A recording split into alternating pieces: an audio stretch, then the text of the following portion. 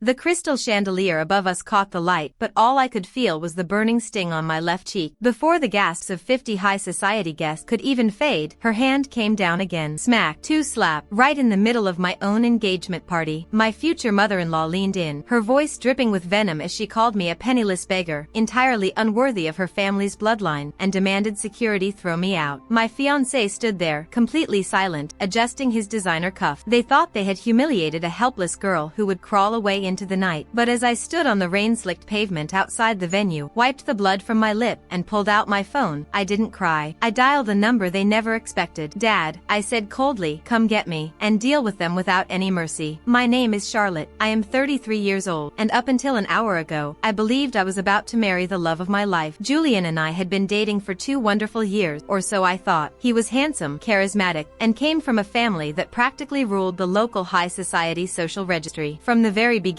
his mother, Evelyn, made it clear that she expected her son to marry a woman of equal standing, someone whose family name carried historical weight and immense wealth. Because I preferred a simple, quiet life and ran a small, unassuming boutique, Evelyn subtly looked down on me at every turn. She and Julian assumed I came from absolutely nothing, constantly making passive-aggressive remarks about my plain clothes and lack of flashy jewelry. I always stayed to keep the peace, letting them believe whatever they wanted about my background. I valued Julian's love over their snobbery, completely blind to the fact that their obsession with status would eventually morph into an orchestrated trap designed to break me publicly. The grand ballroom of the Beaumont Hotel was a dazzling display of excessive wealth, dripping in white orchids and silver silk. Evelyn was completely in her element, floating across the room in a custom designer gown, loudly flaunting her family's status to her elite friend. Every corner of the room whispered with old money judgment, and as I walked beside Julian, I could feel the heavy condescending stares of his relatives cutting right through me. They looked at my modest, unbranded silk dress as if I were a stray cat that had somehow wandered into a royal banquet. Julian kept a firm grip on my arm, but it didn't feel like protection. It felt like he was holding me in place so I couldn't escape the subtle mocking comments thrown my way all evening. Make sure you don't touch the ice sculptures, dear, one of Evelyn's friends whispered with a sharp, synthetic laugh. We wouldn't want you tracking dust onto the display. I took a deep, steadying breath, reminding myself that I was doing this for my future with Julian. Before things take a darker turn, I'm glad to have you here tonight. Please follow my story until the very end, and comment below with the city you are watching from so I can see exactly how far my story has reached. As the music swelled, Evelyn suddenly took the microphone at the center stage. Her eyes locked onto me with a chilling, triumphant gleam that sent a shiver straight down my spine. The music died down instantly as Evelyn commanded the room's attention, her voice echoing sharply through the speakers. Ladies and gentlemen, before we toast to my son's future, there is a small matter of integrity we must address, she announced, her eyes boring into mine. She stepped down from the podium and marched directly toward me, her heels clicking ominously against the marble floor. The crowd instinctively shifted aside, creating a wide path between us as if everyone could sense that something explosive was about to happen. Conversations faded into uneasy whispers, and every curious face turned toward Evelyn. She lifted her chin and projected her voice across the elegant ballroom, making certain that every wealthy guest, influential executive, and socialite could hear every word she was about to say. Charlotte, she announced with icy confidence, about an hour ago, my diamond tennis bracelet mysteriously disappeared from my bridal suite. Coincidentally, several people saw you leaving that very room. The accusation struck like a punch to my stomach. I took a slow breath, refusing to let panic show on my face. Evelyn, I answered evenly, I haven't gone anywhere near your bridal suite tonight. Her expression darkened instantly. Oh, spare me the lies, she snapped. A penniless nobody like you couldn't resist something so valuable. Before I had a chance to react, her arms swung through the air. The crack echoed throughout the ballroom. My head jerked sideways from the force of the slap, and a sharp burning sensation exploded across my cheek. A stunned silence swept over the room. Dozens of guests gasped, yet not a single person stepped forward. Still dizzy, I struggled to regain my balance. My eyes instinctively searched for Julian. Surely he would stop this. Surely he would defend me. Instead, he remained rooted in place. His shoulders were tense. His eyes never met mine. He simply stared helplessly at the polished marble floor, saying absolutely nothing. That silence hurt far more than the slap itself. Evelyn wasn't finished. She stepped closer until only inches separated us. Hatred twisted every feature of her face. Without warning, she struck me again. The second blow landed even harder. Pain shot through my mouth as my lips split open against my teeth. Warm blood trickled onto my tongue, leaving behind the unmistakable metallic taste that instantly filled my mouth. You were never worthy of carrying this family's name, she hissed through clenched teeth. You're nothing but trash pretending to belong among decent people. She pointed dramatically dramatically toward the entrance. Security, remove her immediately. Throw her out where she belongs. Within seconds, 2 broad-shouldered security guards grabbed my arm. I didn't struggle. There was no point. They dragged me across the gleaming marble floor while every guest watched the humiliating spectacle unfold. Crystal chandeliers sparkled overhead. Champagne glasses clinked softly. Designer gowns shimmered beneath the light. Yet no one objected. No one questioned Evelyn. Not even Julian. The massive hotel doors opened, and the freezing rain outside instantly soaked my dress. The guards released me onto the wet pavement before turning around and disappearing back inside without another word. Rain poured over my face, washing away the blood from my lip. The sting in my cheek slowly faded beneath the icy water. Something else replaced it. Not sadness, not embarrassment, resolve. I slowly lifted my eyes toward the glowing windows of the Beaumont Hotel. Inside, the celebration continued exactly as though nothing had happened. Music played, laughter echoed, champagne continued flowing. To them, I had already been erased. An inconvenience had been publicly humiliated and removed. Problem solved. They believed poverty defined me. They believed quietness meant weakness. What none of them realized was that everything about my life had been intentional. I had never needed expensive jewelry to prove my worth. I had never cared about designer label or public status. Living simply had always been my own decision. Not because I lacked options, because I preferred peace over attention. Slowly, I reached into my coat pocket and removed my phone. My fingers remained perfectly steady. I selected a number that existed in almost no one's contact. The call connected after only 2 rings. A familiar voice answered immediately. Charlotte, sweetheart, is everything okay? His calm concern instantly reminded me why I had never truly been alone. Dad, I replied quietly. My voice carried no tears, no trembling, only cold determination. I need you to come to the Beaumont Hotel. A brief pause followed. Then I continued. And I want you to shut down Vanguard Group. Silence. Heavy. Dangerous. When my father finally spoke again, every word carried the quiet authority that had built one of the largest business empires in the country. What happened? Evelyn accused me of stealing from her. I spoke as calmly as if I were discussing tomorrow's weather. She slapped me twice in front of hundreds of guests. Another pause. Julian watched the entire thing and never said a word. My father's breathing became almost imperceptible. I understand. His voice was frighteningly controlled. The car is already on its way. Then he added one final sentence. Within the next hour, they'll understand exactly whose daughter they chose to humiliate. The line disconnected. I slipped my phone back into my pocket. Rain continued falling around me, but I no longer noticed the cold. Inside the ballroom, everything had returned to normal. Evelyn smiled gracefully while accepting compliments from friends who praised her for protecting the family's reputation. Several guests congratulated her for handling the situation with strength and dignity. Julian stood alone near the bar, slowly swirling expensive scotch inside a crystal glass. His shoulders finally relaxed. He genuinely believed the nightmare was over. He thought sacrificing me had preserved his family's image. None of them had the slightest idea that the real consequences hadn't even begun. Exactly 45 minutes later, the first crack appeared in their perfect world. The ballroom doors burst open so violently that every conversation stopped mid-sentence. Richard stumbled inside, looking like a man who had seen his entire world collapse in a matter of minutes. His face had turned ghostly white. Sweat soaked the collar of his expensive suit despite the cool air inside the hotel. His hands shook uncontrollably as he hurried across the polished marble floor, barely noticing the stunned guest staring at him. In his panic, his phone slipped from his trembling fingers and crashed onto the floor, the sharp sound echoing through the silent ballroom. Evelyn frowned in irritation rather than concern. She marched toward him, lowering her voice as she spoke through clenched teeth. Richard, what is wrong with you? Everyone is watching. Pull yourself together. He looked at her as though he couldn't even recognize the woman standing in front of him. His lips quivered before he finally forced out the words. We're finished. His voice cracked loudly enough for nearby guests to hear. The Vanguard Group has terminated our credit facility. A ripple of confusion spread through the crowd. Richard continued speaking before anyone could interrupt. Our corporate accounts have been frozen. He struggled to catch his breath. Every outstanding loan has been recalled. Every line of financing has disappeared. They want immediate repayment. Julian let out an awkward laugh. Dad, that can't be right. He picked up Richard's fallen phone and glanced at the screen. There has to be some mistake. Capital Holdings owns Vanguard. They've financed our company for years. They wouldn't suddenly destroy us. Richard slowly raised his eyes. They would, if the owner ordered it. Julian frowned. What owner? Richard swallowed hard. The chairman of Capital Holding personally signed the liquidation order. His voice became barely audible. And Charlotte. He paused. Charlotte is his daughter. The words landed like a bomb. Every sound inside the ballroom vanished. Champagne glasses froze halfway to people's lips. Whispers spread from table to table. Faces that had mocked me only minutes earlier were suddenly filled with disbelief. Julian's expression expression drained of every trace of color. Evelyn actually stumbled backward. "No," she whispered. "That's impossible." Richard held up the phone. "It isn't." The official documents displayed the unmistakable signature of one of the most powerful businessmen in the country. There was no misunderstanding, no clerical mistake, no way out. The Beaumont family empire was collapsing in real time. Without saying another word, Julian sprinted toward the exit. Evelyn gathered her soaked wedding gown and ran after him, completely forgetting the guests she had worked so hard to impress. Outside, the rain continued pouring from the dark sky. Streetlights reflected across the wet pavement, turning the road into shimmering rivers of gold. I stood quietly beneath the hotel's entrance canopy. Although my dress was damp, I remained perfectly calm. Every second that passed made their desperation grow. When Evelyn spotted me, she rushed forward so quickly that her heels nearly slipped on the rain-soaked marble. "Charlotte," her voice cracked with panic. Please listen." I simply watched her approach. It was all a misunderstanding. She shook her head repeatedly. "I was emotional. I made a terrible mistake." Julian stopped beside her, breathing heavily. His perfectly tailored suit was soaked, and rain dripped from his hair. He looked nothing like the confident man who had abandoned me less than an hour earlier. "Charlotte," he pleaded, "why didn't you tell me who your father was?" I stared at him without answering. "We're family," he continued desperately. "You can't let him destroy everything. Please talk to him." I slowly folded my arm. "Family?" The single word sounded almost foreign. "When your mother slapped me." I looked directly into his eyes. "Was I family then?" Julian lowered his gaze. "When security dragged me into the rain." I continued. "Was I family then?" Neither of them answered. They couldn't. Every excuse had disappeared. Then something happened that no one standing nearby ever expected to witness. Evelyn slowly sank onto both knees. The elegant woman who had ruled every social gathering with absolute confidence was now kneeling in freezing rain. Tears mixed with the water running down her face. She grabbed the edge of my coat with shaking hands. "Please." Her proud voice had completely vanished. "We'll lose everything. Our home, our company, our future." She looked up at me with desperate eyes. "I beg you, please call your father. I'll apologize. I'll tell everyone the truth. I'll do anything." I looked down at her quietly. Only an hour earlier she had called me worthless. Now she was begging for mercy. Funny how quickly power changes people. Before I could respond, bright headlights swept across the hotel entrance. A long black limousine glided silently to the curb. The rear door opened. Two security officers stepped out immediately. One held a large umbrella over me before a single raindrop could touch my shoulder. The other respectfully opened the car door. My father remained seated inside. Even from where I stood, his presence commanded absolute authority. He never needed to raise his voice. His reputation spoke louder than words ever could. I gently pulled my coat free from Evelyn's desperate grip. She reached toward me again, but I stepped back. Our eyes met one final time. "You once told me something I'll never forget." My voice remained calm. "You said the devil is always in the details." She nodded desperately. I continued. "You should have paid more attention to the details before deciding who deserved to be humiliated." Silence surrounded us. "My father didn't destroy your family." I paused. "You destroyed it yourselves the moment you chose arrogance over decency." Neither Evelyn nor Julian could find a single word to answer. Every excuse had vanished beneath the weight of their own actions. I turned away without another glance. The security officer held the umbrella as I stepped into the warm leather interior of the limousine. My father looked at the bruise forming on my cheek and the cut on my lip. His expression never changed, but I knew that quiet look better than anyone. It was the expression he wore when every decision had already been made. He gently placed a hand over mine. "You don't have to say anything." "I know." The chauffeur closed the door. Moments later, the limousine pulled away from the hotel. Through the rear window, I watched Evelyn and Julian standing together in the pouring rain. Minutes earlier they had believed themselves untouchable. Now they looked like two frightened strangers staring at the ruins of everything they had spent a lifetime building. The glowing lights of the Beaumont Hotel slowly disappeared behind us. For the first time that evening, I finally felt at peace. Not because they had suffered, not because revenge tasted sweet, but because the truth had finally revealed itself. Money can purchase influence, status can impress a crowd, power can command obedience. Yet none of those things can replace integrity, compassion, or character. The moment people believe they can humiliate others without consequence is often the exact moment they begin destroying themselves. Looking back, I realized I hadn't lost anything that night. Instead, I had discovered exactly who deserved a place in my life and who never truly belonged there. As the city lights faded into the distance, I quietly closed my eyes, leaving the past exactly where it belonged.